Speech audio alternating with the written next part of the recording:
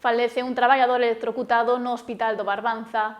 O home estaba realizando labores de recambio no sistema de climatización nos quirófanos. Malia ser trasladado rapidamente a urxencias, nada puderon facer por salvarlle a vida.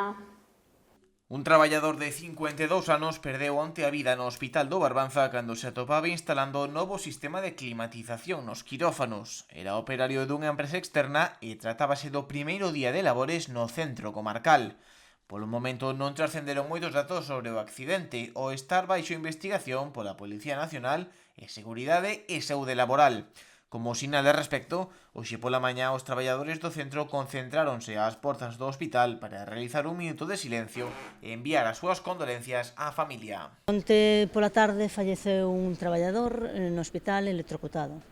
Empezaban con as labores previas para cambiar a climatización do quirófano e, bueno, pues, electrocutou donde pasou na mesma planta onde está o servicio de urxencias.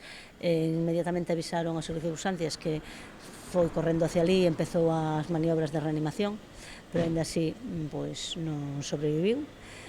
Para nós esta concentración, este minuto de silencio ten dous sentidos: un, solidarizarnos coa familia e coas amistades do compañeiro fallecido, e outro, lembrar que os lugares de traballo teñen que ser lugares seguros.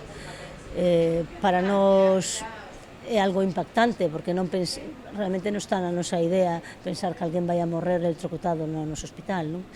Ahora, evidentemente, o proceso está en investigación por parte de Prevención de Riscos. Un suceso que deixou consternados aos seus compañeiros que onte mesmo estaban iniciando estas obras no sistema de climatización nos quirófanos.